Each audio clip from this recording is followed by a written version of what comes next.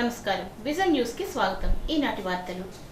పశ్చిమ గోదావరి జిల్లాను సారారహిత జిల్లాగా ప్రకటించుకోవడం ఎంతో సంతోషంగా ఉందని జిల్లా కలెక్టర్ అన్నారు। ఇప్పటివరకు ఉన్న సారా తయారీదారులు ప్రత్యామ్నాయ ఉపాధి మార్గాల ద్వారా లబ్ధి పొందాలని అన్నారు। శుక్రవారం కలెక్టరేట్లోని వశిష్ఠ సమావేశ మందిరం నందు జిల్లా ఎక్సైజ్ అండ్ ప్రొహిబిషన్ శాఖ ఆధ్వర్యంలో ఏర్పాటు చేసిన నవోదయం 2.0 కార్యక్రమానికి జిల్లా కలెక్టర్ ముఖ్య అతిథిగా విచ్చేసి పాల్గొన్నారు।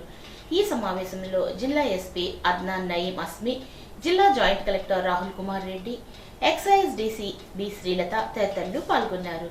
ఈ సందర్భంగా కలెక్టర్ మాట్లాడుతూ ప్రభుత్వం సారా రహిత రాష్ట్రంగా మార్చాలని నవోదయం 2.0 కార్యక్రమాన్ని ప్రారంభించి లక్ష్యాన్ని నిర్దేశించిందని అన్నారు। మన జిల్లాలో సారా తయారీని పూర్తిగా నిర్మూలించడం జరిగిందని వెల్లడించారు। అందరికీ నమస్కారం అండి। నవోదయం 2.0 భాగంగా మన జిల్లా పశ్చిమ గోదావరి జిల్లాలో ఇలిసిట్ లిక్కర్ ఫ్రీ డిక్లేర్ చేయడం జరిగింది। దానికి చాలా సంతోషంగా ఉంది। 5 విలేజెస్లో ఎవరైతే దీని మీద ఆధారపడి ఉన్నారో ఇది ఈ నాటుసారా తాగడంతో చాలామంది ప్రాణాలు పోగొట్టుకోవడం, వారు ఇబ్బంది పడడం, ఆర్థిక ఇబ్బందులు పడడం ఎన్ని గుర్తించామో అదైతే వారిని రిహాబిలిటేట్ చేస్తూ వారిని ఆ వృత్తిలోంచి బయటకు తీసుకొస్తూ ప్రభుత్వ ఆదేశాల ప్రకారంగా వారికి ఆల్టర్నేటివ్ లైవ్లీహుడ్ చూపించడం జరిగింది। డిఆర్డీఏ నుంచి తన తరఫు నుంచి వారికి లోన్స్ ప్రొవైడ్ చేయడం జరిగింది। వారు పర్మనెంట్గా అటువైపు చూడకుండా ఒక మంచి గౌరవప్రదమైన వృత్తిలో స్థిరపడి ఉంటారని చెప్పేసి కోరుకుంటూ I thank the police department and excise department మంచి వర్క్ చేసిన మంచి వర్క్ అంతా కూడా జరిగింది। Thank you. 13 లక్షల రూపాయల వరకు లోన్స్ మనం డిఆర్డీఏ నుంచి ఇవ్వడం జరిగింది। ఇంకా కూడా మిగతా వారికి కూడా మనం ప్లాన్ చేస్తాం, ఇంత జిల్లాగా ప్రకటిస్తున్నాము। జిల్లాలో త్రైమాసిక పన్ను చెల్లించవలసిన వాహన యజమానులు వాహన వెబ్సైట్ నందు చెల్లించవలసిందిగా జిల్లా రవాణా శాఖ అధికారి ఉమామహేశ్వరరావు ఒక ప్రకటనలో కోరారు। రవాణా శాఖ డిసెంబర్ 2, 2024 నుండి అన్ని కార్యకలాపాలు వాహన వెబ్సైట్ నేషనల్ సాఫ్ట్వేర్ నందు నిర్వహించడం జరుగుతుందని, వాహన త్రైమాసిక పన్ను చెల్లింపుదారులు జూన్ 30, 2025 లోపు చెల్లించిన ఎడ్ల 25% పెనాల్టీతో చెల్లించాల్సి ఉంటుందని అన్నారు। వాహన తనిఖీ అధికారి వాహనమును తనిఖీ చేసిన సమయంలో త్రైమాసిక పన్ను చెల్లించినట్లు గుర్తిస్తే వాహనమును సీజ్ చేయడంతో పాటు 200% పెనాల్టీ విధించబడుతుందని అన్నారు। వాహన యజమానులందరూ విధిగా త్రైమాసిక పన్ను చెల్లించవలసిందిగా సూచించారు। రోడ్డు భద్రతకు అధికారులు ఎప్పటికప్పుడు పటిష్టమైన చర్యలు చేపట్టి ప్రమాద నివారణకు గట్టిగా కృషి చేయాలని కలెక్టర్ తెలిపారు। శుక్రవారం కలెక్టరేట్లోని వశిష్ఠ సమావేశ మందిరం నందు కలెక్టర్ అధ్యక్షతన రోడ్డు భద్రతా కమిటీ సమీక్ష సమావేశాన్ని నిర్వహించారు। ఈ సమావేశంలో జిల్లా ఎస్పీ, జిల్లా జాయింట్ కలెక్టర్ తదితరులు పాల్గొన్నారు। ఈ సమావేశంలో రెవెన్యూ, పోలీస్, ఆర్డీఓ, ఆర్ఎండ్బి, వైద్య శాఖ అధికారులతో రోడ్డు ప్రమాదాల నివారణకు తీసుకోవాల్సిన భద్రతా చర్యలపై కలెక్టర్ సమీక్ష చేశారు। ఈ సందర్భంగా ఆమె మాట్లాడుతూ ఈ సంవత్సరం జనవరి నుండి ఏప్రిల్ వరకు 172 ప్రమాదాలు జరగగా 63 మరణాలు సంభవించాయని, అలాగే గత సంవత్సరం 194 ప్రమాదాలు జరగగా 75 మరణాలు సంభవించినట్లు తెలిపారు। వాహనదారులు హెల్మెట్ వాడకపోవడం, సెల్ ఫోన్ ఉపయోగిస్తూ డ్రైవ్ చేయడం, triple riding, wrong route driving, రోడ్ల మలుపు ప్రాంతాల్లో ఎక్కువగా ప్రమాదాలు జరిగి ప్రాణాలు పోగొట్టుకుంటున్నారని, దీనిపై అధికారులు ప్రత్యేక దృష్టి కేంద్రీకరించాలని అన్నారు। Police department, transport department and election heads ఎక్కడ వీలైతే ఎక్కడ వదిలేదు మనం ట్రై చేసి ఇష్యూస్ ఉన్నప్పుడు రెక్టిఫై చేయాలి। ఖచ్చితంగా వాల్యుబుల్ లైఫ్స్ పోతున్నాయి। I don't have any funds, మా దగ్గర డబ్బులు లేదు, ఏదో very limited funds we have, that also I gathered requesting different industries to be very limited fund that I save for children. ఈ డ్రంకెన్, సెల్ ఫోన్, ఈ fines అన్ని కూడా revenue departments సీరియస్గా ఇంపోజ్ చేయండి। అండ్ హైవేస్ ఏదైతే మీరు rectify చేయాలో 50 డేస్లో చేస్తామని చెప్పారు, కంప్లీట్ చేసి చూపించండి। మీకు వెంకటేశ్వర నగర్ కూడా చూపించాలి।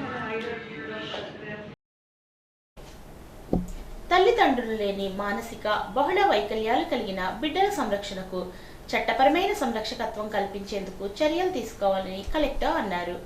గురువారం కలెక్టరేట్లోని వశిష్ఠ కాన్ఫరెన్స్ హాల్లో విభిన్న ప్రతిభావంతులు వయోవృద్ధుల సంక్షేమ శాఖ ఆధ్వర్యంలో నేషనల్ ట్రస్ట్ యాక్ట్పై ఏర్పాటు చేసిన సమావేశంలో కలెక్టర్ అధ్యక్షత వహించారు. ఈ సందర్భంగా ఆమె మాట్లాడుతూ న్యూరో డెవలప్మెంటల్ రుగ్మత, మస్తిష్క పక్షవాతం, మానసిక మాంద్యం, బహుళ వైకల్యాలు కలిగిన బాలల సంరక్షణకు నేషనల్ ట్రస్ట్ యాక్ట్ ద్వారా చట్టపరమైన సంరక్షకత్వం హక్కును కల్పించేందుకు చర్యలు తీసుకోవాలి అన్నారు. కమిటీ సభ్యులు బాధ్యతాయుతంగా పనిచేసి ఏ విధంగా వారికి మంచి చేయగలము అనే ఆలోచన చేసి ఒక కార్యాచరణ ప్రణాళిక సిద్ధం చేయాలి అన్నారు. మానసిక వైకల్యం, బహుళ వైకల్యాలు ఉన్న పిల్లలను ఏ విధంగా పెంచాలి, ఎటువంటి ఆహారం ఇవ్వాలి అనే అంశాలపై తల్లిదండ్రులకు అవగాహన కల్పించాలి అన్నారు.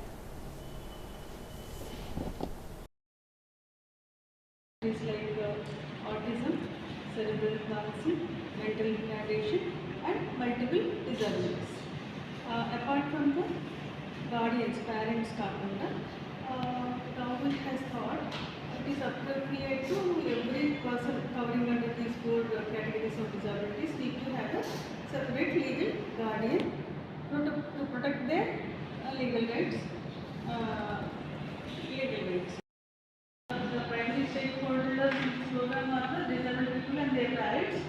అది కాకుండా ఇంప్లిమెంటింగ్ అథారిటీ ఎవరైతే ఉంటారో government functionaries, MROs, MPDOs, district ఆఫీసర్స్కి like DMHO, education officer, welfare officers అందరికీ కూడా ఈ యొక్క సబ్జెక్ట్ మీద విస్తృతమైన అవగాహన కల్పించాల్సిన అవసరం చాలా ఉంది. ఆల్రెడీ ఏదైతే వాళ్ళ కన్స్టెంట్స్ ఉంటాయో ఆ కన్స్టెంట్స్లో ఇప్పుడు ఏ ఇష్యూస్లో కానీ వాళ్ళ ప్రాపర్టీ మేనేజ్మెంట్ కానీ వాళ్ళ రైట్స్ మేనేజ్మెంట్లో కానీ చాలా ఇబ్బంది పడతారు. అవి లేకుండా వాళ్ళు ప్రొటెక్ట్ చేయడం అనేది గవర్నమెంట్ యొక్క ముఖ్య ఉద్దేశం. దాని మీద I request members to actively participate in this subject.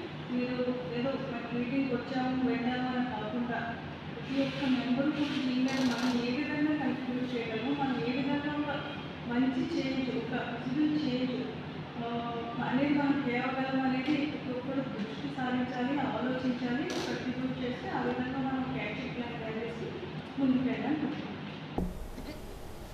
ఉండి మండలం మహదేవపట్నం గ్రామంలో వేంచేసి ఉన్న గంగాదేవి, మహంకాళమ్మ, వెంకమ్మ అమ్మవార్ల జాతర మహోత్సవాలు గురువారంతో ముగిశాయి. అమ్మవార్ల ఆలయ ప్రాంగణంలో అఖండ అన్న సమారాధన జరిగింది. తొలుత అమ్మవార్లకు భారీ నైవేద్యం సమర్పించి అనంతరం సుమారు 10,000 మందికి అన్నదానం నిర్వహించారు. చుట్టుపక్కల గ్రామాల నుండి భక్తులు తరలివచ్చి అన్నప్రసాదాలను స్వీకరించారు. జాతర మహోత్సవాలు దేవస్థానం ఆధ్వర్యంలో గ్రామస్తులు, భక్తుల సహకారంతో అత్యంత వైభవంగా నిర్వహించారు. ప్రతిరోజు ఆలయ ప్రాంగణంలో ప్రత్యేక పూజలు నిర్వహించడంతో పాటు సాంస్కృతిక కార్యక్రమాలు ఏర్పాటు చేశారు. ఈ కార్యక్రమంలో దేవస్థానం chairman Ramesh Raju, vice chairman Gottumukkala Srinivasaraju, Vegesina Sivaramaraju, Mudundi Subbaraju, Veerababu master, Konakalla Nageswararao, Mandapaka Seetha Mahalakshmi, Juttiga Padmavathi, Swapna, గ్రామ పెద్దలు, ఆలయ కమిటీ ప్రతినిధులు, భక్తులు హాజరై ఏర్పాట్లను పర్యవేక్షించారు.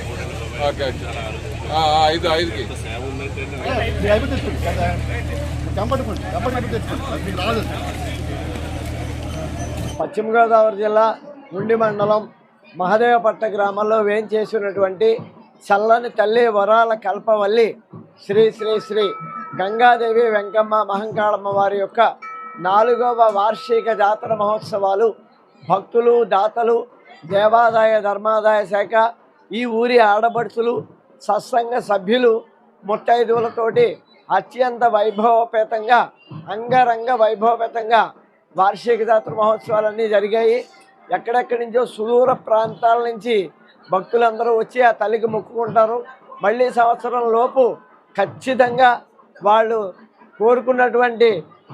వాళ్ళు కోరుకున్నటువంటి కోరిక నెరవేర్చే చల్లని తల్లి మా అమ్మవారు.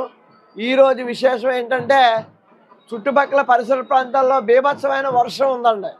మా తల్లి దయ వల్ల మాకు ఏ ఆటంకం లేకుండా అన్నదాన కార్యక్రమం సజావుగా జరుగుతుంది. మా తల్లి అంత చల్లని తల్లి. అందరూ దేశము, రాష్ట్రం, మండలం సుభిక్షంగా ఉండాలని, ఆయురారోగ్య ఐశ్వర్యాభివృద్ధి జరగాలని, మా చల్లని తల్లి ఆశీస్సులు అందరికీ ఉండాలని మా కమిటీ తరఫున మా చైర్మన్ గారు అయినటువంటి రమేష్ రాజు గారు, వైస్ చైర్మన్ గారు అయినటువంటి గొట్టుముక్కల శ్రీనివాసరాజు గారు, కమిటీ సభ్యులు అందరూ చల్లగా ఉండాలని మనస్ఫూర్తిగా కోరుకుంటున్నాం. ఉపాధి హామీల్లో యాప్ ద్వారా మస్తర్ విధానం తక్షణం రద్దు చేయాలని వ్యవసాయ కార్మిక సంఘం జిల్లా సహాయ కార్యదర్శి బళ్ళ చినవీరభద్రరావు, కౌలు రైతుల సంఘం జిల్లా ఉపాధ్యక్షులు కేతా గోపాలన్ ప్రభుత్వాన్ని డిమాండ్ చేశారు. అత్తిలి మండలం తిరుపతిపురం గ్రామ పంచాయతీ పరిధి శివపురం చెరువులో పనిచేస్తున్న కూలీలను కలిసి వారి సమస్యలను అడిగి తెలుసుకున్నారు.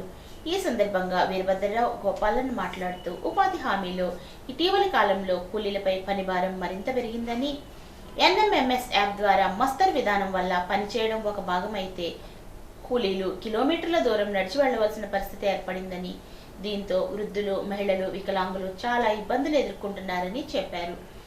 చేసిన పనికి చట్ట ప్రకారం ప్రతి 15 రోజులకు ఒకసారి వేతనాలు చెల్లించకపోతే వడ్డీతో సహా వేతనాన్ని కలిపి చెల్లించాలని, ఈ నిబంధనను అమలు చేయాలని డిమాండ్ చేశారు. ఈ కార్యక్రమంలో పంపన రాజు, కొమ్మన వీర్రాఘవులు, మిసాల శ్రీనివాసు, రాపాక సత్యవతి, మల్లుల పావని తదితరులు పాల్గొన్నారు. ప్రతి నెల 3వ శనివారం రాష్ట్ర వ్యాప్తంగా నిర్వహించే స్వర్ణాంధ్ర స్వచ్ఛాంధ్ర కార్యక్రమంలో భాగంగా శనివారం తణుకు పట్టణంలో కార్యక్రమాలు నిర్వహించనున్నట్లు తణుకు ఎమ్మెల్యే ఆర్మిల్లి రాధాకృష్ణ తెలిపారు. ఈ మేరకు శుక్రవారం ఒక ప్రకటన విడుదల చేశారు.